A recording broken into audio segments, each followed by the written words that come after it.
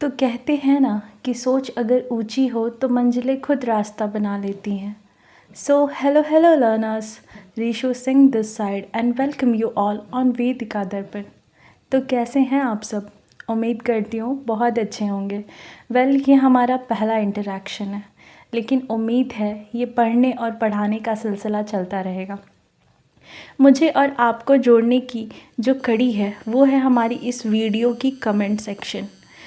तो कोई भी डाउट हो, एडवाइस हो, सजेशन हो, please let me know in comment section. खैर, आगे बढ़ते हैं। हमारे आज के इस टॉपिक में हम पढ़ने वाले हैं बायोलॉजी का एक चैप्टर सेल, जिसे हिंदी में हम कोशिका कहते हैं। ठीक है, पढ़ने से पहले हम जान लेते हैं कि हमारा अप्रोच क्या रहने वाला है। सबसे पहले बहुत सारे स्टूडेंट्स का ये डाउट होता है कि मैम एनसीईआरटी कैसे कवर करें, एनसीईआरटी में क्या इंपॉर्टेंट पॉइंट्स हैं जिसको हमें याद रखने हैं।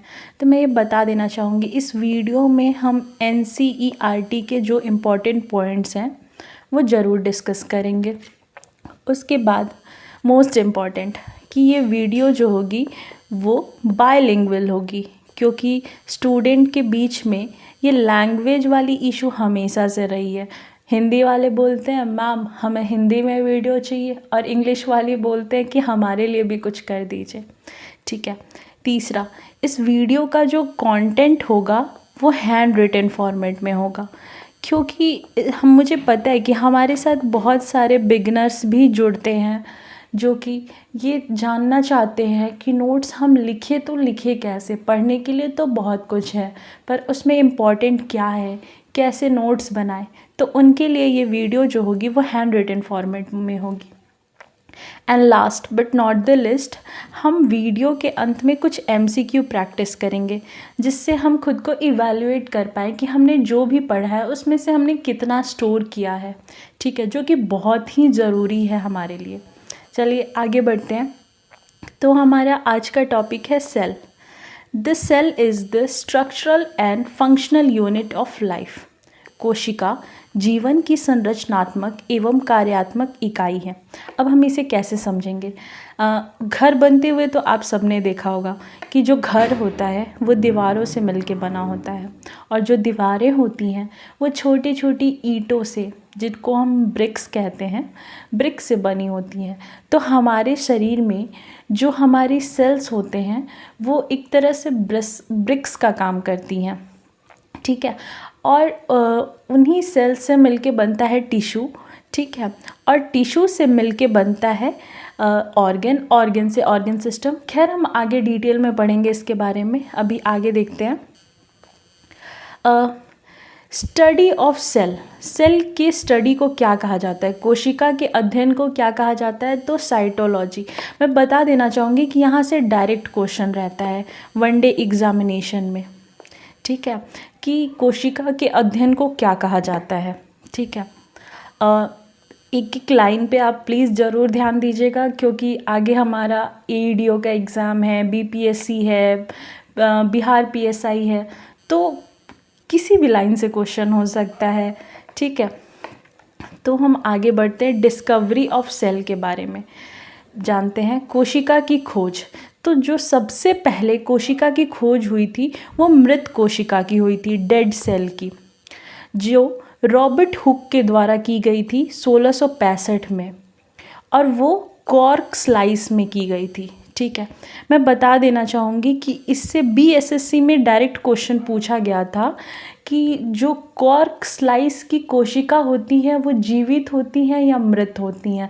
तो जिसको यहाँ वाला कॉन्सेप्ट याद होगा वो समझ गया होगा कि रॉबर्ट हुक ने तो कॉर्क स्लाइस में ही इस सेल की खोज की थी, और वो भी डेड सेल की। तो दैट मीन्स आंसर हो जाएगा डेड सेल। अब आते हैं लिविंग सेल पे, जीवित कोशिका पे। तो इसकी खोज एंटोनी वॉन लिवेनहॉक द्वारा की गई थी 1674 में, और ये drop of pond water, pond के एक बूंद पानी में की गई थी। ठीक है, अब नेक्स्ट टॉपिक पे आते हैं। Again important point. ठीक है, सूक्ष्म जीव विज्ञान के जनक कौन कहे जाते हैं? Father of microbiology. तो ये हो जाएंगे एंटनी वॉन लिवेनहॉक। ठीक है, आगे बढ़ते हैं। फिर आता है cell theory, most important. Again यहाँ से भी क्वेश्चन रहता है, अगर सेल में क्वेश्चन के चांसेस देखे तो यहाँ से क्वेश्चंस रहते हैं, ठीक है। कि सेल थ्योरी सबसे पहले किसके द्वारा दी गई थी, तो स्लाइडेन एंड स्वान के द्वारा दी गई थी 1838 और 39 में। बहुत सारे बुक में 1838 दिया हुआ है, कुछ बुक्स में 1839 दिया हुआ है, तो आप देख लेंगे, ठीक है। आगे बढ़ते हैं। सेल थ्योरी क्या कहता है कि all living organisms are made up of cell, सभी जीव कोशिकाओं से बने होते हैं, ठीक है।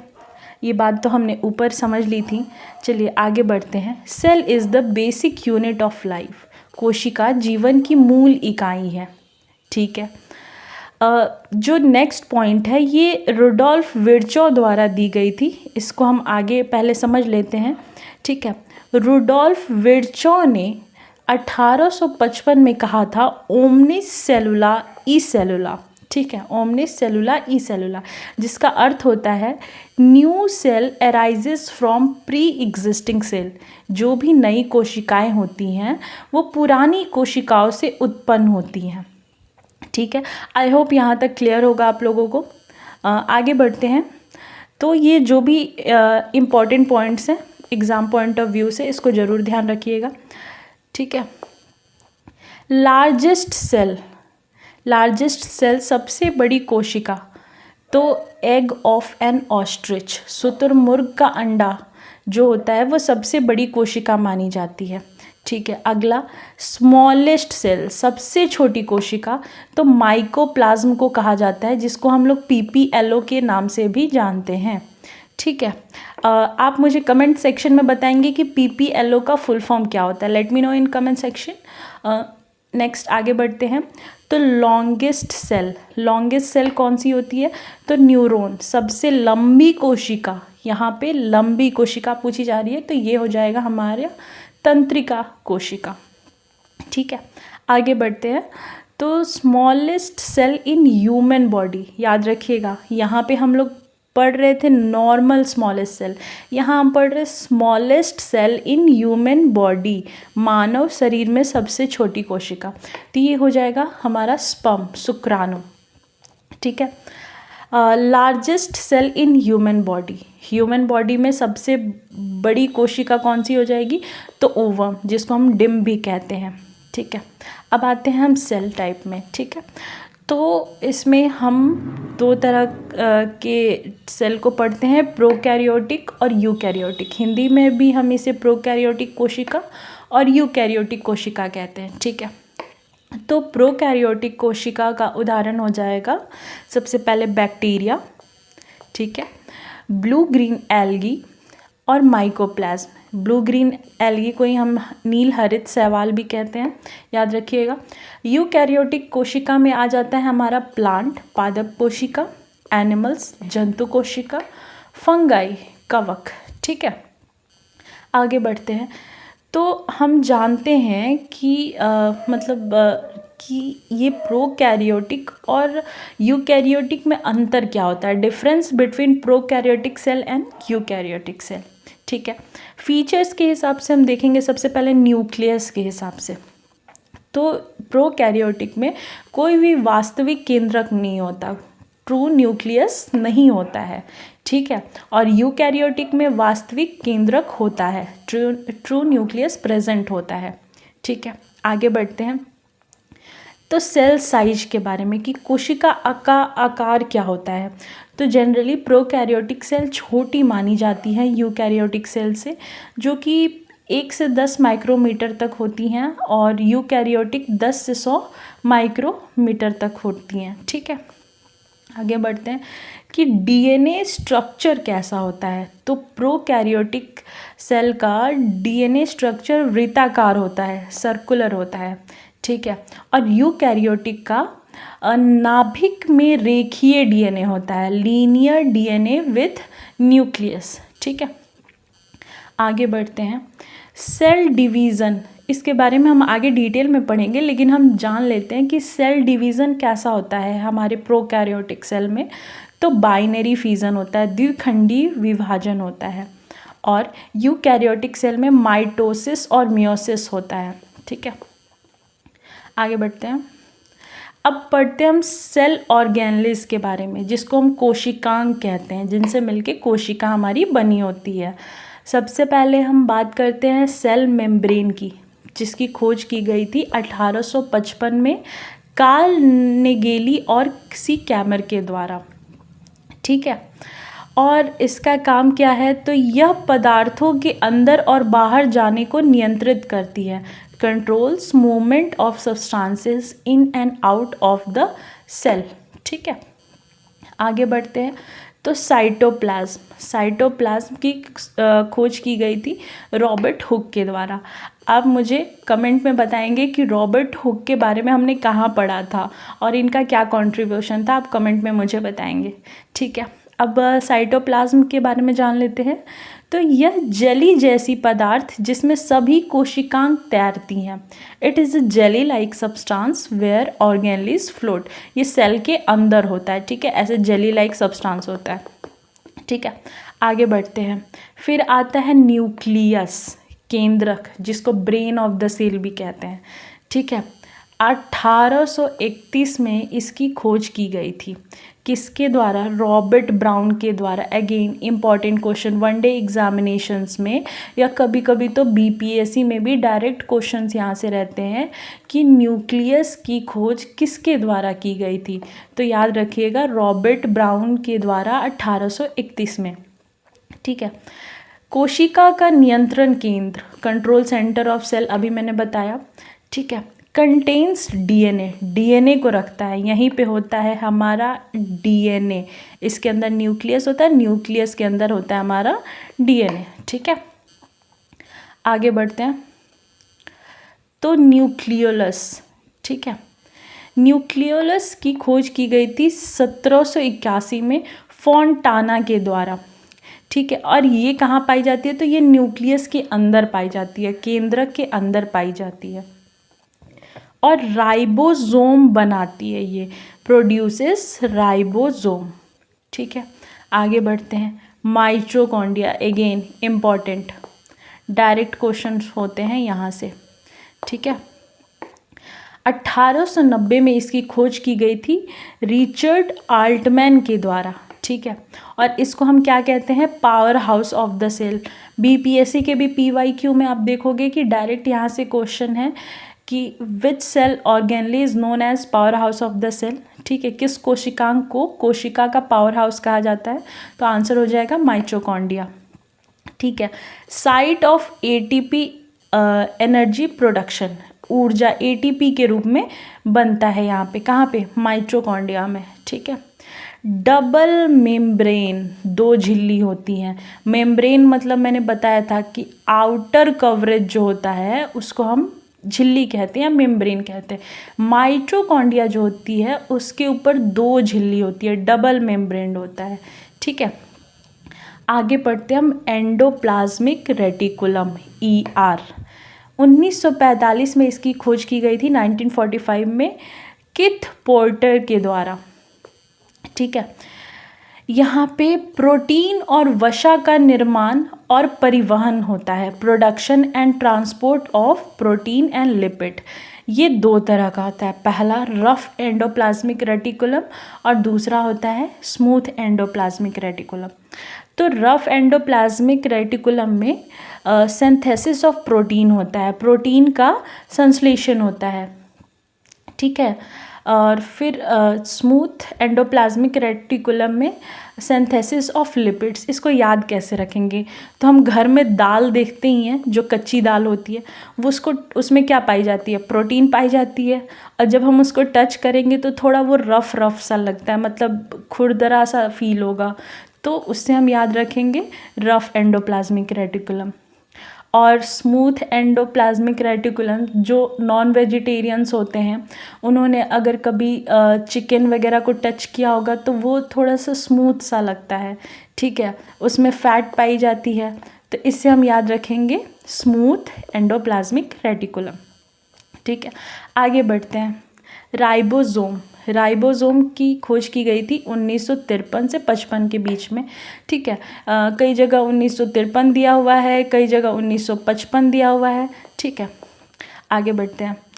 तो इसकी खोज की गई थी जॉर्ज पलाडे के द्वारा, ठीक है। और राइबोसोम जो होती है वो आरएनए और प्रोटीन से मिलके बनी होती है, याद रखिएगा, अगेन इम्पॉर्टेंट पॉइंट, ठीक है। यहाँ से डायरेक्ट क्वेश्चन होता है कि राइबोसोम किस से मिलके बनी होती है, तो आरएनए और प्रोटीन से मिलके बनी होती है। Not surrounded by any membrane, ठीक है। क्वेश्चन यहाँ से भी रहता है कि कौन सी ऑर्गेनली है जो कि, कौन सी कोशिकांग है जो कि किसी भी झिल्ली से घिरी नहीं होती है, तो वो हो जाएगा हमारा राइबोसोम, ठीक है। अगला है गोल्गी एपैरेचिस, गोल्जी निकाय, ठीक है। इसकी खोज 1898 में की गई थी कैमिलो गोल्जी के द्वारा, ठीक है। यह प्रोटीन तथा लिपिड के संग्रह एवं परिवहन में मदद करता है, performs the function of packaging protein and lipid, ठीक है। This called the postman, post office of the cell, कोशिका का पोस्टमैन या पोस्ट ऑफिस कहा जाता है। अगेन यहाँ से क्वेश्चन रहता है कि कोशिका का पोस्टमैन या पोस्ट ऑफिस किसे कहा जाता है, तो वो हो जाएगा हमारा क्या, गोल्गी एपैरेचिस, गोल्जी निकाय, ठीक है। फिर अब आते हैं हम लाइसोसोम पे, ठीक है। लाइसोसोम की खोज की गई थी 1955 में सी डे डुबे के द्वारा। इनका निर्माण गोल्जी काय से होता है, they are produced from Golgi body, ठीक है। They have enzymes are capable of digestion carbohydrates, proteins, lipids and nucleic acid.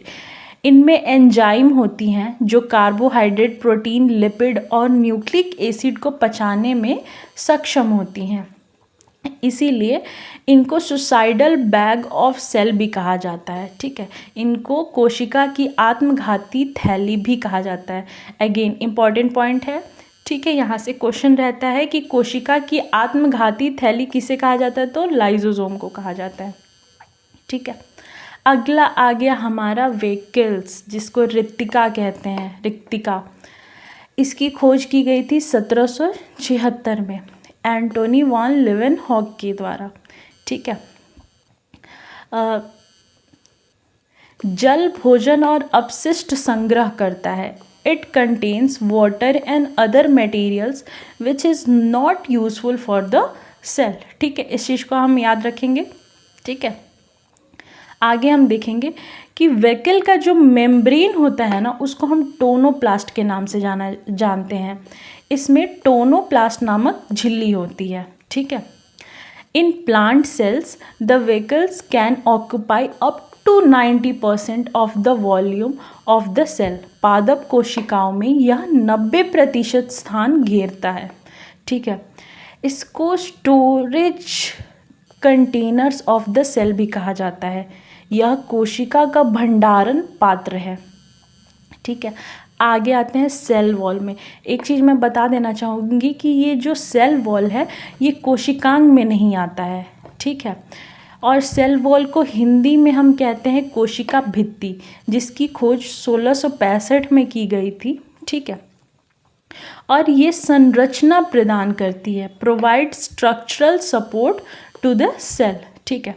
अब देखते हैं कि कॉम्पोजिशन क्या होती है, संरचना कैसी होती है। तो प्लांट्स मतलब कि पौधे में ये सेलुलोज की बनी हुई होती है। यह सेल की, ये हो गया हमारा सेल, और इसके बाहर होता है हमारा सेल मेम्ब्रेन, और उसके बाहर होता है हमारा सेल वॉल, ठीक है। और फंगाई मतलब फफूंद में ये काइटिन की बनी होती है, ठीक है। बैक्टीरिया में पेप्टिडोग्लाइकन की बनी होती है, और एल्गी शैवाल में ये सेलुलोज या ग्लाइकोप्रोटीन की बनी हुई होती है, ठीक है। आगे बढ़ते हैं हमारा प्लास्टिड, ठीक है। तो ये प्लांट सेल में पाया जाता है, पादप कोशिकाओं में पाए जाते हैं ये, और इनके कुछ पिगमेंट्स होते हैं, दे हैव सम पिगमेंट्स, जिसमें सबसे पहले आता है हमारा क्लोरोप्लास्ट, ठीक है, जिसमें क्लोरोफिल पाया जाता है। फिर आता है क्रोमोप्लास्ट। क्रोमोप्लास्ट के कारण ही फलों को, क्रोमोप्लास्ट क्या करता है, तो फलों को रंग प्रदान करता है। फिर आता है हमारा ल्यूकोप्लास्ट। ल्यूकोप्लास्ट का काम होता है स्टोरेज का, भंडारण का। ठीक है, आगे बढ़ते हैं। एक और इम्पॉर्टेंट पॉइंट, साइनोबैक्टीरिया, इसके बारे में हम जान लेते हैं कि cyanobacteria is the connecting link between algae and bacteria. शैवाल और जीवाणु को जोड़ने वाली कड़ी होती है कौन, हमारी साइनोबैक्टीरिया। ठीक है, आगे बढ़ते हैं। ठीक है, अब आते हैं कुछ MCQ प्रैक्टिस पे। हु डिस्कवर्ड द सेल, कोशिका की खोज किसने की थी, तो आंसर हो जाएगा रॉबर्ट हुक। ठीक है, फिर आते हैं नेक्स्ट क्वेश्चन पे। The cell theory was proposed by, cell theory, कोशिका सिद्धांत किसने दिया था, तो ये हो जाएगा हमारा आंसर स्लाइडेन एंड स्वान। ठीक है, फिर आते हैं अगला क्वेश्चन, क्या है, the smallest cell is found in, सबसे छोटी कोशिका किस में पाई जाती है, तो ये हमारा आंसर हो जाएगा माइकोप्लाज्मा। अभी हमने ऊपर पढ़ा था ना।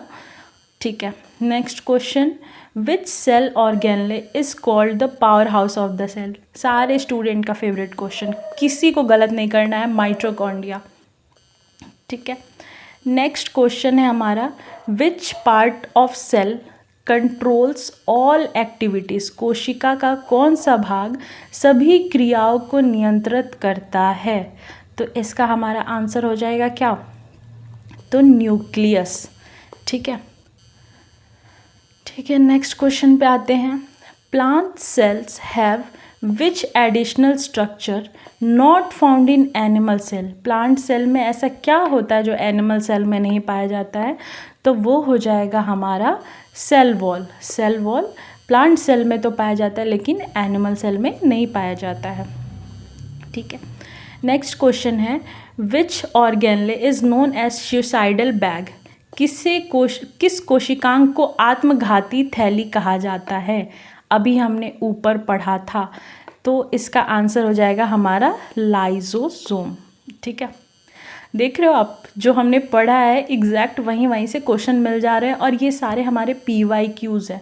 ठीक है, नेक्स्ट क्वेश्चन है हमारा, the fluid inside the cell is called, कोशिका के भीतर पाए जाने वाले द्रव्य को क्या कहते हैं, तो आंसर हो जाएगा हमारा साइटोप्लाज्म। नेक्स्ट क्वेश्चन पे आते हैं, विच ऑर्गेनले हेल्प्स इन प्रोटीन सिंथेसिस, कौन सा कोशिकांग प्रोटीन संश्लेषण में सहायक होता है, तो आंसर हो जाएगा हमारा क्या, राइबोसोम। ठीक है, next question, the outer most layer of plant cell, अभी हमने जस्ट कुछ मिनट पहले पढ़ा था कि पादप कोशिका की सबसे बाहरी परत क्या कहलाती है, तो वो हो जाएगी सेल वॉल। ठीक है, the term protoplasm was given by, protoplasm शब्द किसने दिया था, तो इसका आंसर हो जाएगा हमारे पुरकेंजी ने दिया था। ठीक है, नेक्स्ट क्वेश्चन है हमारा, what is the basic structural and functional unit of life, सबसे पहली लाइन हमारे आज के इस क्लास की, तो ये हो जाएगा हमारा सेल। ठीक है, next question, which organelle packages and secrets material, कौन सा कोशिकांग पदार्थों को पैक तथा स्रावित करता है, तो इसका आंसर हो जाएगा हमारा गोल्गी एपैरेचस। ठीक है, नेक्स्ट क्वेश्चन पे आते हैं हम, what is the jelly like substance present between nucleus and cell membrane, नाभिक और कोशिका झिल्ली के बीच पाया जाने वाला जेली नुमा पदार्थ क्या कहलाता है। ठीक है, तो वो हो जाएगा हमारा साइटोप्लाज्म। उम्मीद करती हूँ आपको किसी क्वेश्चन में प्रॉब्लम नहीं हो रही होगी। ठीक है, हमारा नेक्स्ट क्वेश्चन है, विच of the following is a single celled organism, निम्नलिखित में से कौन सा एक कोशिकीय जीव है। ठीक है, तो ये हो जाएगा हमारा ओमेबा, यूनिसेलुलर ओमेबा को हम कहते हैं। ठीक है, अब अगला क्वेश्चन है हमारा, हु डिस्कवर्ड द न्यूक्लियस। मैंने बताया था ना इम्पॉर्टेंट, किसने, रॉबर्ट ब्राउन ने 1831 में। बहुत बार तो डेट भी पूछ देता है, मतलब ईयर भी पूछ देता है, तो आप इसको याद रखेंगे, ठीक है। नेक्स्ट क्वेश्चन है हमारा question number 17, which of the following is a prokaryotic cell. Prokaryotic cell कौन सा है हमारा, तो हमारा हो जाएगा बैक्टीरिया, बाकी सब हो जाएंगे हमारे क्या, यूकैरियोटिक सेल, ठीक है। नेक्स्ट क्वेश्चन है हमारा, which organelle is responsible for photosynthesis.